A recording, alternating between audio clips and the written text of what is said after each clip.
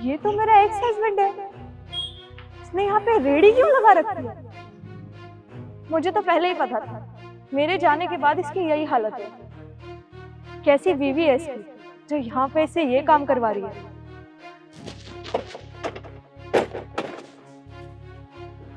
भैया कितने की प्लेट दी? मेम साहब 40 रुपए की प्लेट है। 40 रुपए? हर जगह तो 20 रुपए की मिलती है। मेम साहब 20 रुपए प्लेट ना पहले मिला करती थी, और माना आपकी बात कि और भी कई जगह 20 रुपए प्लेट मिलती होगी, पर वो ना छोले कुलचे खराब देते हैं, उनमें स्वाद नहीं होता। आप अगर मेरे यहाँ से छोले कुलचे खाएंगी ना तो आप दोबारा भी ले जाएंगी, इसलिए मैं 40 रुपए प्लेट दे रहा हूँ। ठीक है फिर रहना तो जा रही हूँ। मेम साहब सुनिए, देखिए अगर आपने मेरी दुकान से छोले कुलचे नहीं लिए, मेरे पास पैसे नहीं होंगे और मैं अपनी माँ की दवाइयाँ नहीं खरीद पाऊंगा। माँ की दवाइयाँ? अच्छा एक काम करो फिर 10 प्लेट पैक कर दो। क्या 10 प्लेट? जी अभी पैक करता हूँ। वैसे तुम्हारी माँ को क्या हुआ है? मेम साहब 6 महीने हो गए, मेरी माँ की तबीयत ठीक नहीं रहती है।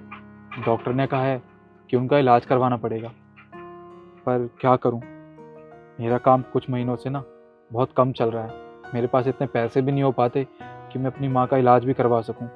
बस कुछ दवाइयाँ खरीद लेता हूँ जिससे माँ की तबीयत थोड़ी बहुत ठीक रहती है। पर तुम्हारी बीवी तो होगी घर पे जो माँ का ख्याल रखती होगी। बीवी? नहीं मेम साहब, वो मेरी वाइफ तो आज से 6 साल पहले मुझे छोड़ के जा चुकी है।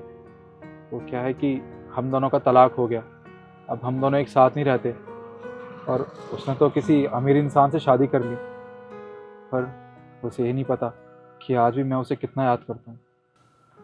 I am sorry. कोई बात।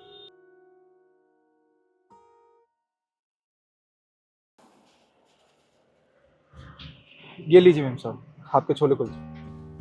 वैसे एक बात बोलूं, तुम दिखने में भी अच्छे खासे हो, पढ़े लिखे भी लगते हो और इतने मेहनती भी हो। मुझे तो लगता है तुम्हारी बीवी तुम्हें डिजर्व नहीं करती। नहीं नहीं मेम साहब, ऐसी बात नहीं है। मेरी बीवी तो बहुत अच्छी थी, हम दोनों में बहुत प्यार था, पर पता नहीं क्या हुआ, धीरे धीरे हम दोनों में दूरियां बढ़ती चली गई। उसके बाद हम दोनों अलग हो गए। मुझे आज तक समझ नहीं आया कि वो हमें छोड़ के ऐसे चली क्यों गई।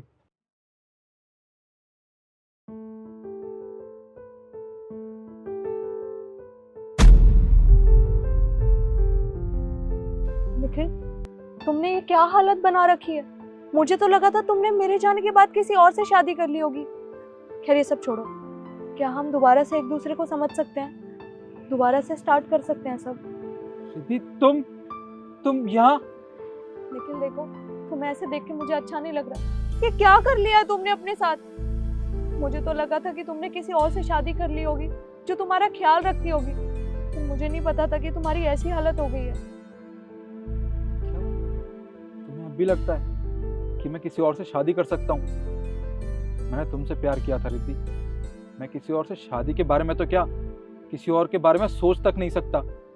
तुम्हें पता है जब तुम मुझे छोड़ के चली गई थी ना, तुम्हारे जाने के बाद ही मेरा कैफे भी डूब गया। मैं ये छोले कुलचे की रेडी लगाने पे मजबूर हो गया। तुमसे कितना प्यार किया था मैंने, पर ये तो पुरानी बात हो गई ना। तुमने तो किसी और अमीर इंसान से शादी कर ली होगी जो तुम्हारा ख्याल रखता होगा, तुम्हारी सारी जरूरतें पूरी करता होगा। नहीं निखिल, ऐसा कुछ भी नहीं है। हाँ मैंने बहुत कोशिश की कि मैं किसी अच्छे इंसान से शादी कर लूं, पर मुझे तुमसे अच्छा कोई मिला ही नहीं। जब भी कोई रिश्ता आता था तो मैं ये सोचती थी कि वो मुझे टाइम देगा या नहीं। इवन मैं लड़कों से पूछती भी थी कि शादी के बाद तुम मुझसे कितना प्यार करोगे, मुझे कितना टाइम दोगे, पर तुमसे ज्यादा प्यार करने वाला इंसान मुझे कभी मिला ही नहीं निखिल। जब भी कोई रिश्ता आता था मैं उसमें तुम्हें देखती थी। निखिल देखो, मैं जानती हूँ मैंने बहुत बहुत लड़ाइयाँ की हैं तुमसे, हमारे बीच अंडरस्टैंडिंग थी ही नहीं। मैं दूसरों की बातों में आ गई थी, तुमसे लड़ती थी, अपने रिश्ते को कंपेयर करती थी। पर वक्त के साथ मुझे एक चीज समझ आ गई कि कोई भी इंसान परफेक्ट नहीं होता, इवन हम भी परफेक्ट नहीं है। मुझ में भी बहुत कमियां हैं, और असली पार्टनर वही होता है जो सामने वाले की कमी को एक्सेप्ट कर ले। तो यही शादी का मतलब है। निखिल तुम प्लीज मुझे माफ कर दो। क्या तुम मुझसे दोबारा शादी करोगे? हाँ, मैं तुमसे दोबारा शादी करूंगा, पर मेरी एक शर्त है। शर्त? कैसी शर्त? तुम आज के बाद कभी हम दोनों के रिश्ते को किसी और के रिश्ते के साथ कंपेयर नहीं करोगी? नहीं निखिल, मैं प्रॉमिस करती हूँ मैं आज के बाद कभी ऐसी कोई गलती नहीं करूँगी। ठीक है, पर एक बात और, अब मैं कोई कैफ़े नहीं चलाता हूँ बल्कि ये छोटी सी छोले कुलचे की रेहड़ी चलाता हूँ। क्या तुम अब भी मुझसे शादी करने को तैयार हो? हाँ निखिल, मुझे तुम्हारी इस रेडी लगाने से कोई प्रॉब्लम नहीं है, और मुझे तुम पे पूरा विश्वास है कि तुम एक दिन अपना कैफे दोबारा स्टार्ट करो। चलो मैं तुम्हारी हेल्प कराती हूँ।